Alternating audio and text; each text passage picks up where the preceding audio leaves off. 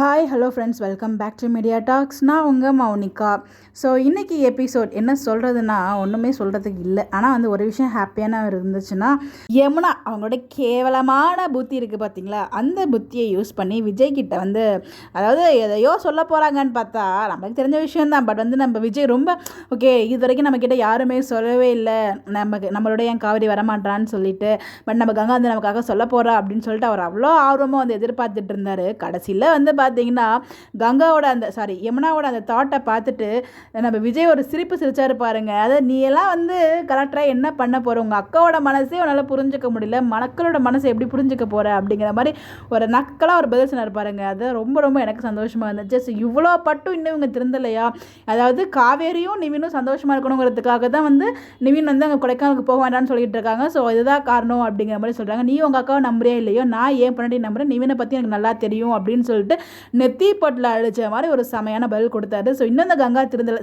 கங்கா கானே வந்துட்டு இருக்கு, இன்னும் இந்த யமுனா திருந்தலை, எப்போதாவது திருந்த போகிறாங்களோ தெரியல. எனக்கு தெரிஞ்சு யமுனா மூலயமா தான் ஏதோ ஒரு பிரச்சனை வெடிச்சு பூகம்பமாகும்னு நினைக்கிறேன். இன்னொரு பக்கம் நம்ம காவேரி ப்ரெக்னெண்ட்டாக இருக்காங்க, இந்த டைமில் வந்து ஏன் போனால், ஸோ அந்த ப்ரெக்னெண்ட்டுங்கிற விஷயத்தை சொல்லாமல் வந்து நம்ம விஜய் சொல்லிகிட்டே இருப்பாங்க. ஸோ இது எங்கே வந்து யமுனாக்கு தெரிஞ்சிடுமோன்னு சொல்லிட்டு சைலண்ட்டாகவே வந்து மூவ் பண்ணுவார் நம்ம நிவின். இன்னொரு பக்கம் அந்த பக்கம் வந்து பார்த்திங்கன்னா அவங்க உட்காந்து சாப்பிட்றது அதெல்லாம் பண்ணிகிட்டு இருப்பாங்க கொடைக்கானல் ட்ராக்கில்.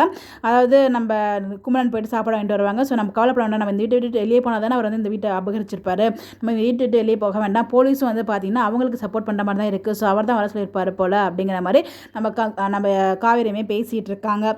இதை பற்றி பேசிட்டு அடுத்த நாள் காலைல அப்படியே ட்ராக் காமிக்கிறாங்க. ஸோ அந்த ட்ராக்கில் பார்த்தீங்கன்னா நம்ம காவேரி வயிற்றில் குழந்தை இருக்குங்கிறதே மறந்துடுறாங்கப்பா அடிக்கடி.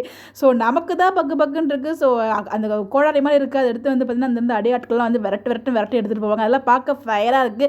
இந்த ஃபயரை ஏன் மற்ற எந்த விஷயத்துலையும் அவங்க காமிக்க மாட்டாங்க அப்படிங்கிறத எனக்குள்ள ஒரு மிகப்பெரிய வருத்தமாக இருந்துட்டு இருந்துச்சு. ஸோ வந்து பார்த்திங்கன்னா அந்த அடியாட்கள்லாம் தூக்கி ஜாமான் வெளியே போட சொல்கிறாங்க. அப்போ தான் வந்து பார்த்திங்கன்னா வெளியே அப்படியே அடிச்சு கொண்டு போயிடுறாங்க. ஸோ போலீஸும் வந்து பார்த்திங்கன்னா நம்ம காவேரியை திட்டுற மாதிரி தான் காமிக்கிறாங்க.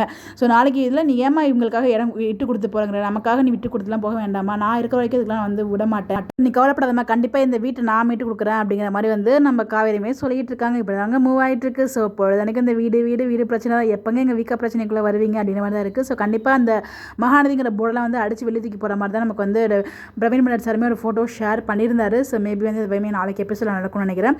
ராகினோட என்ட்ரியுமே வந்தாச்சு. ஸோ அவங்க தான் வந்து அந்த போர்டெலாம் தூக்கி கட்டி விட்டுருவாங்கன்னு நினைக்கிறேன். இதெல்லாம் எனக்கு எபிசோட் பார்க்கும்போது தெரியும். இன்றைக்கி நீங்கள் எபிசோட் பார்த்தீங்களா, எப்படி இருந்தது உங்களுக்கு கருத்துக்கள் மறக்காமல் கமெண்ட்டில் சொல்லுங்கள். Bye bye.